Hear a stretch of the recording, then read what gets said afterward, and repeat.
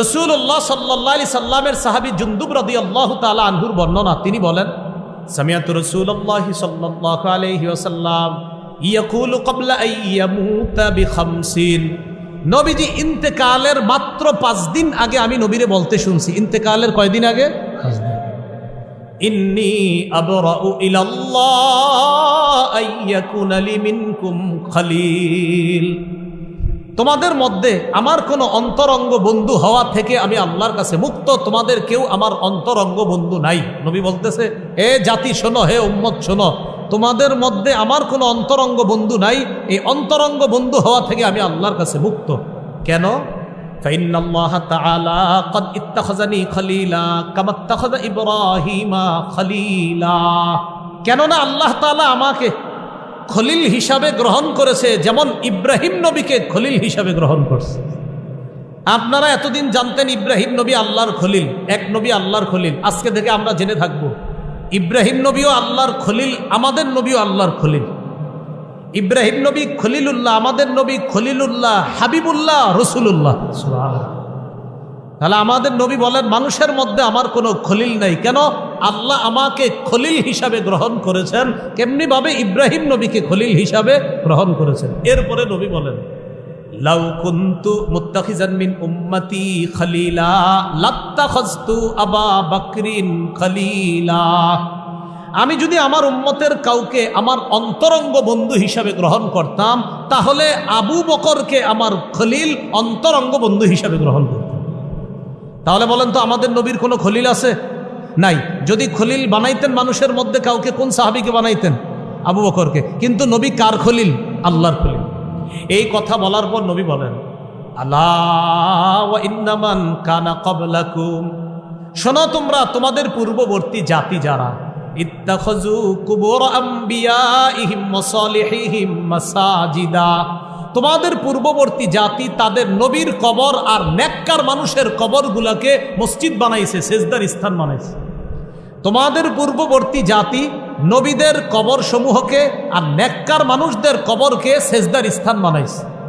আলা ফালা তাত্তাখিজুল কুবুর মাসাজিদা, শোনো তোমরা কিন্তু কবরকে সেজদার স্থান বানাও না। নবী কি বুঝাইতে চায়? হে আমার উম্মত, অন্য জাতি যেমন নবীদের কবরকে সেজদার স্থান বানাইছে, নেককার মানুষদের কবরকে সেজদার স্থান বানাইছে, এই কাজ কিন্তু তোমরা করো না। কারণ নবী তো ইন্তেকাল করবে, নবী বিদায় নিবে, নবীর আর বেশি দিন বাকি নেই, মাত্র 5 দিন বাকি আছে। নবী ওই 5 দিন আগে বলতেছে, সাবধান, অতীতের জাতি তাদের নবীর কবরকে সেজদার স্থান বানাইছে, এই কাজ কিন্তু তোমরা করো না। নেককার মানুষকে কেন্দ্র করে সেজদার স্থান আমাদের দেশে তালাশ করলেও পাবেন। হ্যাঁ, নেককার মানুষকে কেন্দ্র করে সেজদার স্থান এই দেশে তালাশ করলেও পাবেন। আল্লাহ হেফাজত করেন। এবার শোনেন কি বলে নবীজি, বলেন, ইন্নী আনহাকুম আন যালিকা, আমি তোমাদেরকে নিষেধ করে দিচ্ছি। এবার একটা হাদিস শোনেন, আমার দিকে তাকা। এটা হলো একটা কাপড়, মনে করেন এটা কি একটা কাপড়। সহিহ বুখারীর 435 নম্বর হাদিস। রাসূল সাল্লাল্লাহু আলাইহি সাল্লাম ইন্তেকাল করবে। আগের হাদিসটা শোনাইছি কি ইন্তেকালের দিন না ইন্তেকালের 5 দিন আগে? এখন যেটা শোনাচ্ছি ইন্তেকাল করবে মানে এই যে নবী যাবে দুনিয়া থেকে, ওই মুহূর্তের হাদিস। 427 এই 435 এই হাদিসটা হলো বুখারীর 435। এই হাদিসের মধ্যে আসছে, লাম্মা নুজিলা বিরাসূলিল্লাহি সাল্লাল্লাহু আলাইহি ওয়াসাল্লাম, নবী যখন মুমূর্ষু অবস্থায়, নবী যখন ইন্তেকাল করবে মুমূর্ষু অবস্থায়, কানা ইয়াতরাহু খামিসাতান আলা ওয়াজহিহি, নবী তার চেহারার উপর একটা কাপড় দিছে, চেহারার উপর একটা কাপড় দিছে। ফাইযা তাম্মা, প্রাণটা যখন বের হবে অবস্থা, কাশাফাহা আন ওয়াজহিহি, চেহারা থেকে কাপড়টা সরাইছে। তাহলে মুমূর্ষু অবস্থায় কাপড় দিছে। এবার বলতেছে ফাইদা তাম্মা, প্রাণটা বের হবে অবস্থায় কাপড়টা সরাইছে।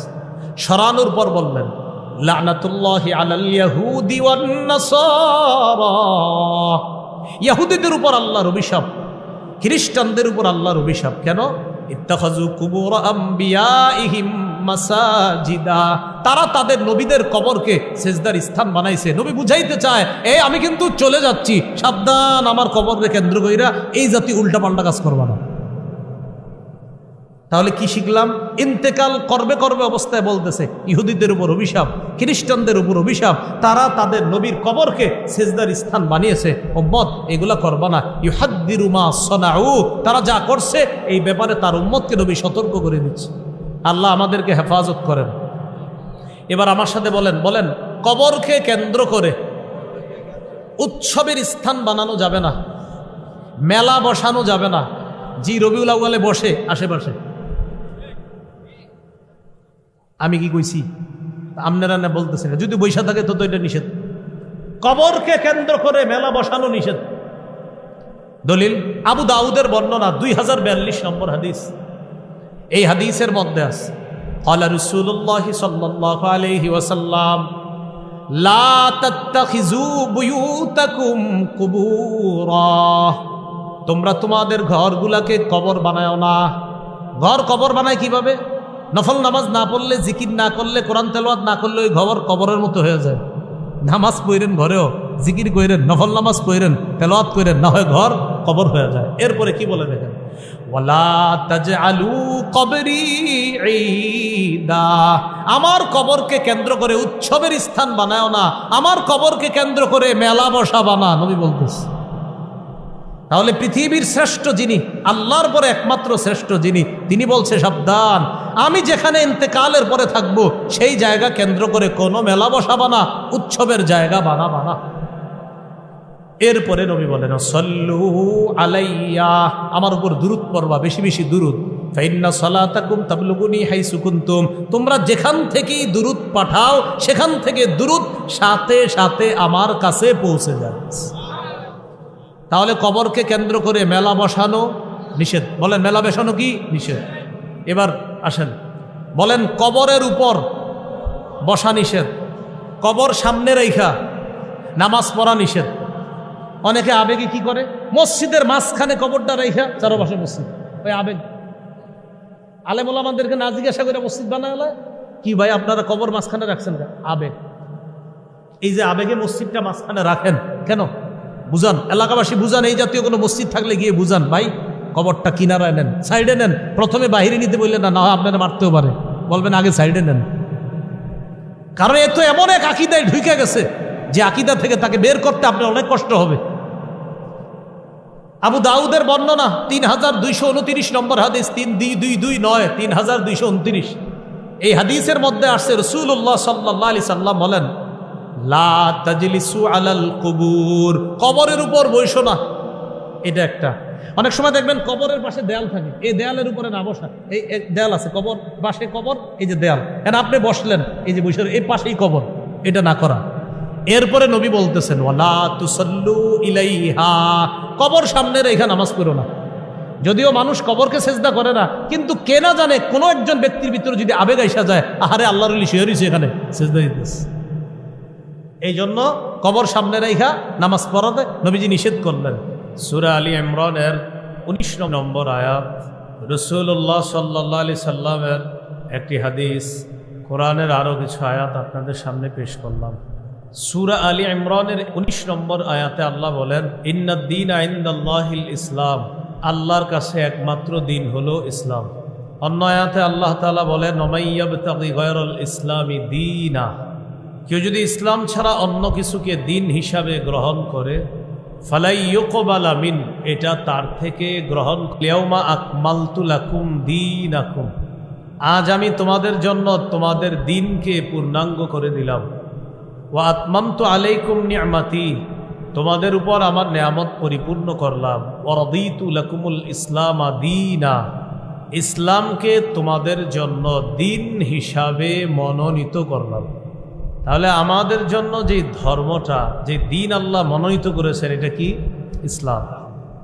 ইসলাম পালন করতে গিয়ে আল্লাহ তাআলা ইসলাম পালন করার জন্য আমাদেরকে একটা কিতাব দিয়েছেন, কোরআন।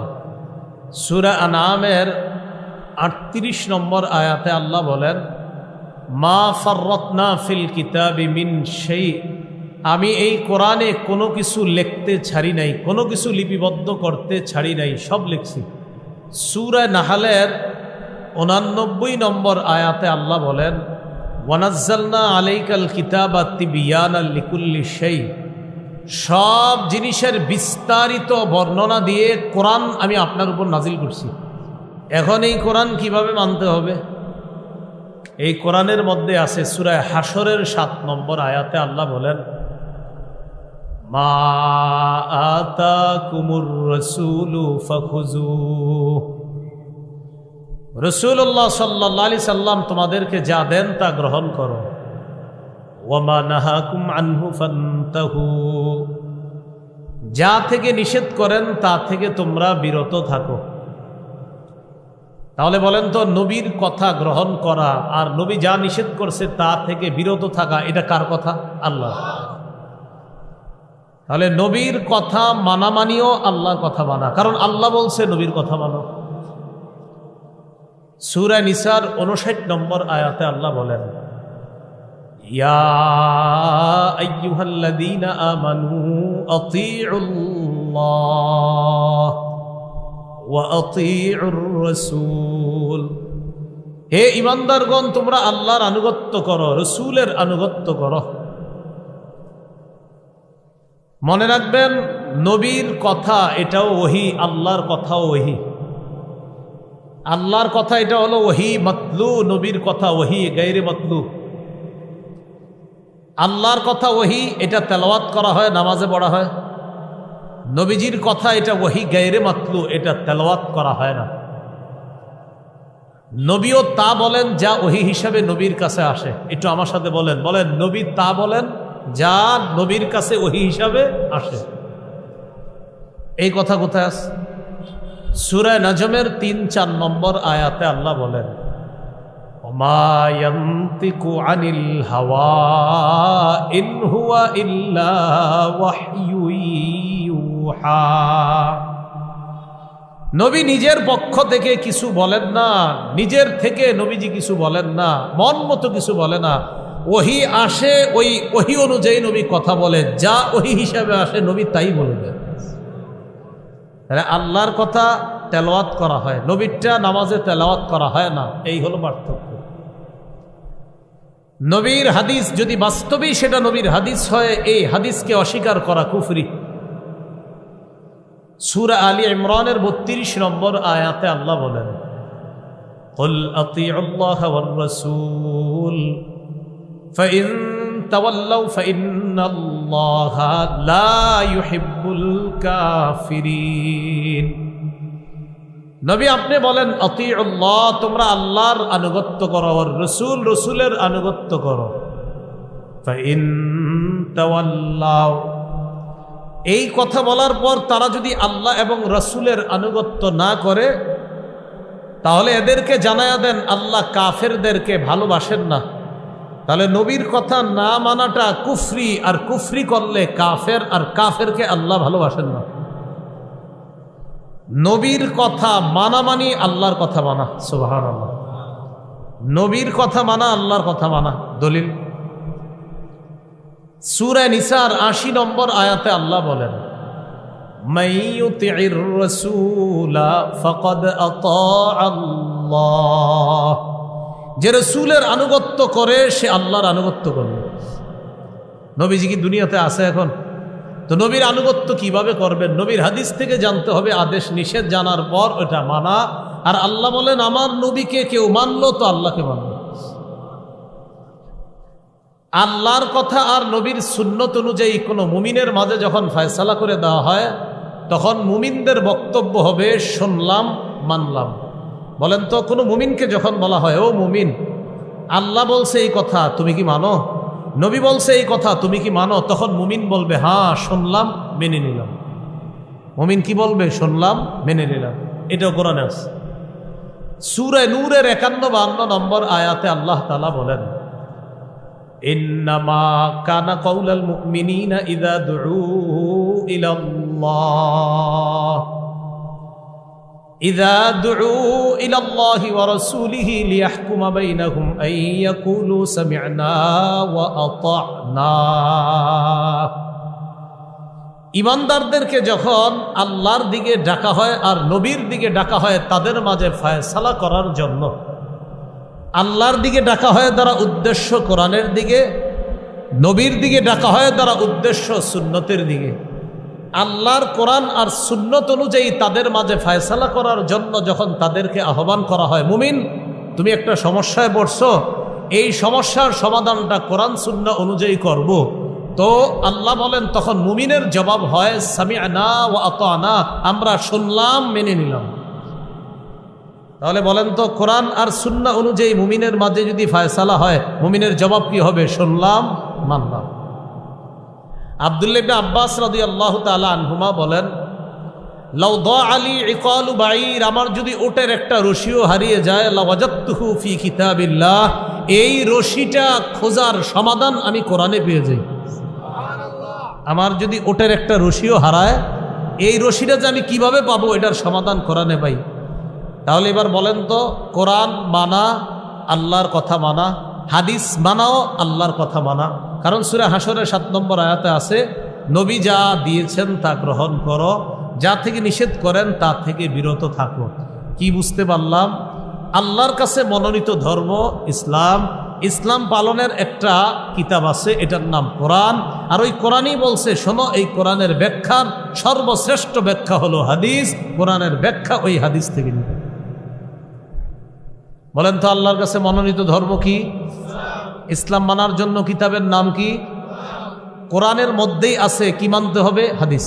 আবার বলেন আল্লাহর কাছে মনোনীত ধর্ম ইসলাম মানতে হলে কিছু নিয়ম নীতি জানতে হবে কোন কিতাব থেকে? আর কোরআনেই আছে আবার কি মানতে হবে? এতটুকু বুঝে আসছে সবার? এবার আমার সাথে বলেন, কোরআন সুন্নাহ অনুযায়ী বলেন ইসলাম পালন করতে গিয়ে বাড়াবাড়িও করব না, ছাড়াছাড়িও করব না। আল্লাহ যা বলেন নাই, বলেন নবী যা বলেন নাই সেটা করব না। আল্লাহ যা করতে বলেছেন, নবী যা করতে বলেছেন সেটা ছাড়ব না। তাহলে যেটা করতে বলেন নাই সেটা করার নাম বাড়াবাড়ি, যেটা ছাড়তে বলেন নাই এটা ছাড়ার নাম ছাড়াছাড়ি। এবার দেখি সুন্দরভাবে বলেন, আল্লাহর কাছে একমাত্র ধর্ম ইসলাম পালনের একটা কিতাব আছে, কোরআনে আছে, আরেকটা মানতে হবে হাদিস। আর কোরআন আর হাদিস অনুযায়ী ইসলাম পালন করতে গিয়ে কি করা যাবে না? আবার কি করা যাবে না?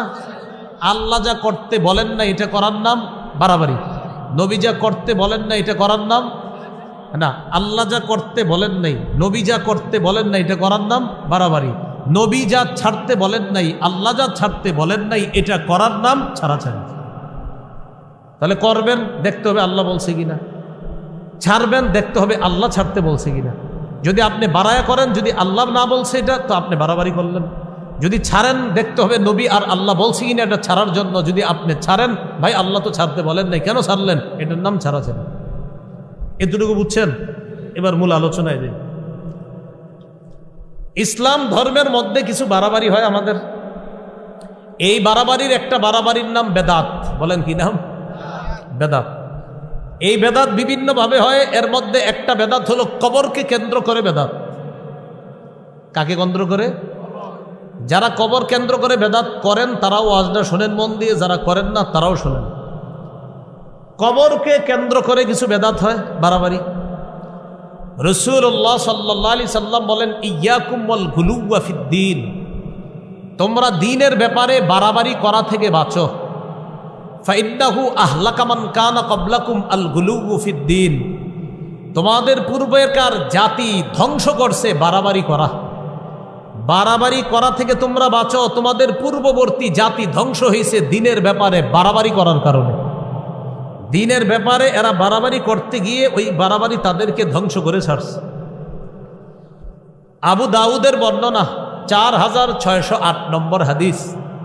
এই হাদিসের মধ্যে রাসূলুল্লাহ সাল্লাল্লাহু আলাইহি সাল্লাম বলেন, হালাকাল মুতানাত্তিউনা হালাকাল মুতানাত্তিউনা হালাকাল মুতানাত্তিউনা ক্বালাহা সালাসা। নবীজি বলেন বাড়াবাড়িকারীরা ধ্বংস, সীমালঙ্ঘনকারীরা ধ্বংস।